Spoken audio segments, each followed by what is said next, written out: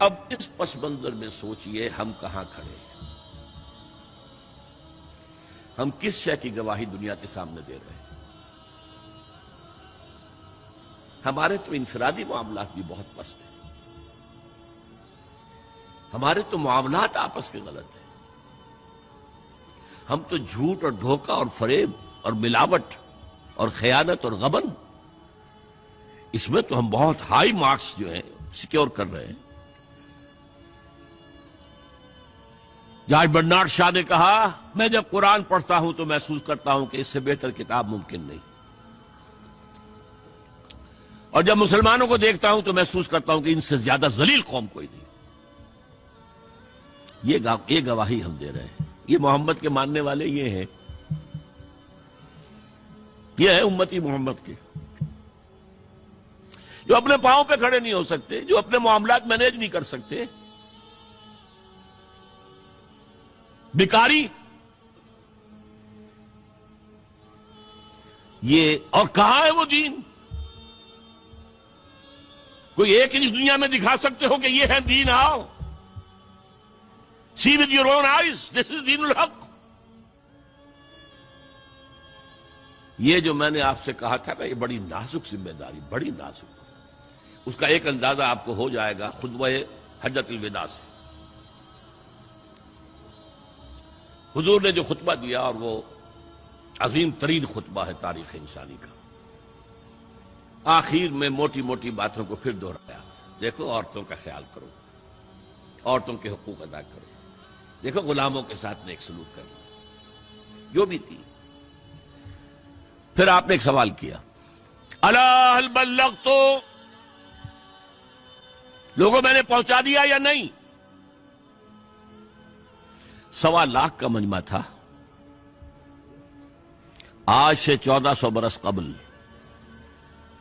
1.25 لاکھ کا مجمع بہت بڑی بات تھی، بہت بڑی بات، جبکہ ابھی اسلام صرف جزیرہ نمائے عرب تک محدود تھا۔ آج بھی پہلے کبھی ہو جاتے تھے 28-30 لاکھ بھی، ان مینیجیبل ہو رہا تھا معاملہ۔ اب سعودی عرب کی حکومت نے کو مینیج کیا، پابندیاں لگائی تو 20 لاکھ، یہی ہے نا 1.25 لاکھ کا بننا۔ اور اس کا نقشہ میں دکھا دوں، ایک ایک حرف آپ 3 مرتبہ کہہ رہے تھے۔ داہنی طرف رخ کر کے کہا، وہ سنا، پھر مکبر کھڑے ہوئے ہیں، اس نے سنا اور آگے پہنچایا، اس نے سنایا آگے پہنچایا، لاؤڈ سپیکر تو تھا نہیں، کوئی پبلک ایڈریس سسٹم تو نہیں تھا۔ پھر آپ نے سامنے رخ کر کے وہی بات فرمائی، پھر یہاں سامنے کھڑے ہوئے لوگوں نے پہنچایا، پھر بائیں طرف رخ کیا۔ اسی لیے ہر جملے کو، ہر بات کو آپ نے 3 دفعہ کہا، الا هل بلغت، میں نے پہنچا دیا یا نہیں؟ اور عام عادت صحابہ کی یہ تھی کہ اول تو حضور کے سوال پر خاموش رہتے تھے کہ واللہ ورسولہ عالم، یا اگر جواب دیتے تھے تو فرط ادب سے بہت مختصر جواب۔ وہ چلبلے قسم کے شاگرد جو ہوتے ہیں، جو استادوں کو بھی پڑھانا چاہتے ہیں، صحابہ کرام اس طرح کے نہیں تھے، اپنی لیاقت اور ذہانت کا روب جو ہے اپنے استادوں پر گاٹ دیں۔ وہاں تو یہ تھا کہ ایک بات جواب، یہاں 4 جواب دیے ہیں صحابہ نے۔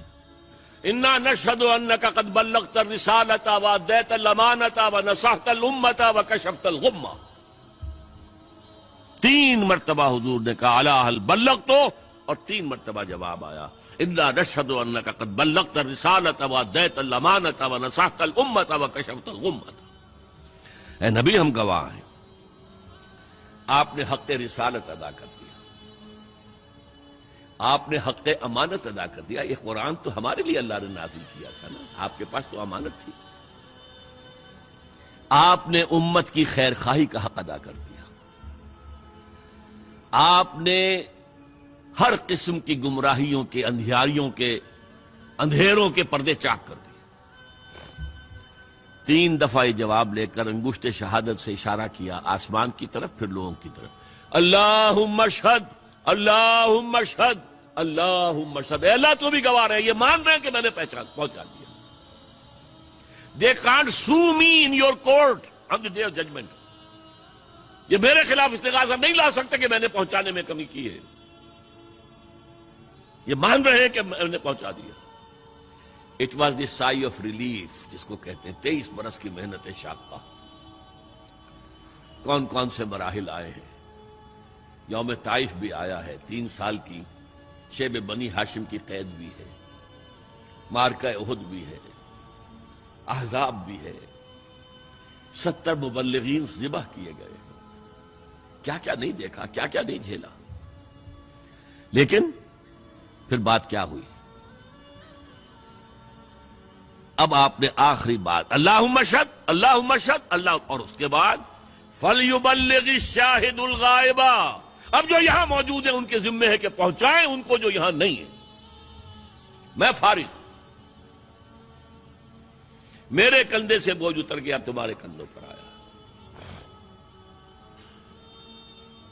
اب اس غائب میں وہ بھی تمام لوگ شامل تھے جو اس وقت دنیا میں تھے اور وہاں نہیں تھے.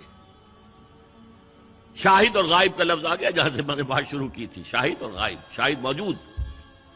فَلْيُبَلِّغِ الشَّاهِدُ الْغَائِبَ. اور غائب میں وہ بھی ہے جو قیامت تک آئیں گے.